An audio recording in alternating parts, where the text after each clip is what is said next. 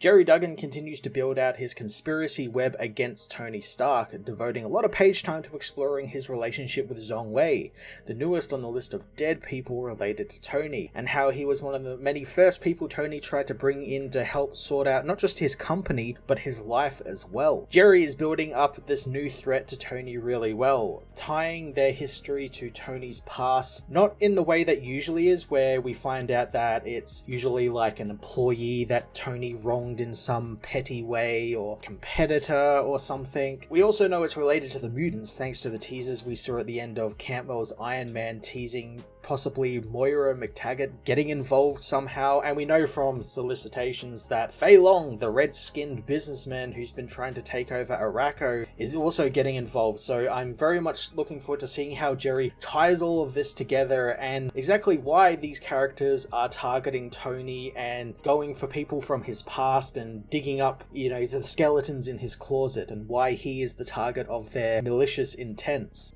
Juan Frigeri continues to give Duggan's mystery some great looking artwork, dipping back into the Armor Wars era Iron Man this issue that gave Tony back his just majestic mullet and the always awesome Silver Centurion armor. The Iron Man vs Iron Man fight was brief yet very well done, and Juan's visual of separating which Tony was the real one from the fake one was great, giving real Tony a much more softer face compared to the harder, thicker lined face of the doppelganger LMD. The Invincible Iron Man issue 3 deepened the conspiracy against Tony Stark in a really fun way, digging deep into his past to connect the mysterious new villain to some of Tony's early mistakes and battles. I'm going to give this issue a 9.5 out of 10.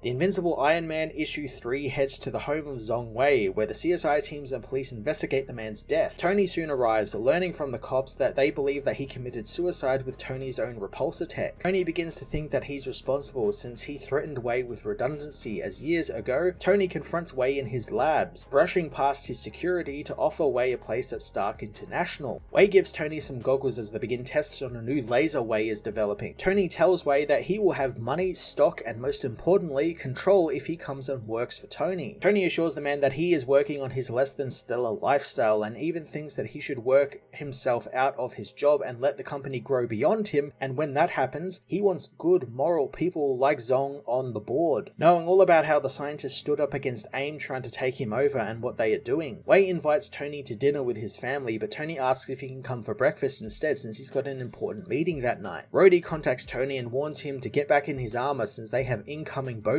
Above the labs, the Raiders continue their search for Iron Man, thinking that he evaded them thanks to the rumored stealth suit he has. One spots Iron Man suiting up in the Silver Centurion armor, blasting the hero while telling his friends that if they kill Tony's bodyguard, then they can kill Stark themselves. The laser blasts through to Wei's lab, where Iron Man assures Wei that Tony has escaped and will pay for all of the repairs to the lab. Rhodey arrives in his gunship, blasting the men and giving Iron Man a moment to recover. One of the Raiders hits Tony with an electrified net, causing the suit to fall onto Wei's new car, as one of the scientists isn't impressed that Iron Man is the guy that Wei is meant to be working with if he goes to meet with Tony. Iron Man again assures Wei that Tony will buy him a new car, as he mops up the rest of the Raiders. The next morning, Tony comes to Wei's house with his new car, joining the family for breakfast. Wei asks Tony about the current armor wars happening and what if Tony doesn't win them, but Tony knows he will since he's a futurist. Wei asks why he's being asked to join Tony's company, and Tony says that it's because of how he handled the attempted takeover by AIM. Wei reminds Tony that they ruined him and his company, and he went bankrupt and almost lost the family house. Tony thinks that his disaster was one for the accountants to deal with, but Wei reminds him that he knew what AIM was going to use his lasers for, so he had to fight back. Tony thinks the lasers could have caused some real disasters, and he needs someone in his corner who will choose red ink over red blood. Wei agrees to join Stark International, and Tony promises he won't regret it. In the present, Rhodey meets with Tony outside of Wei's, asking his friend how he can help him. Tony suits up and flies with his friend, wanting to check out a hunch he's got back in New York.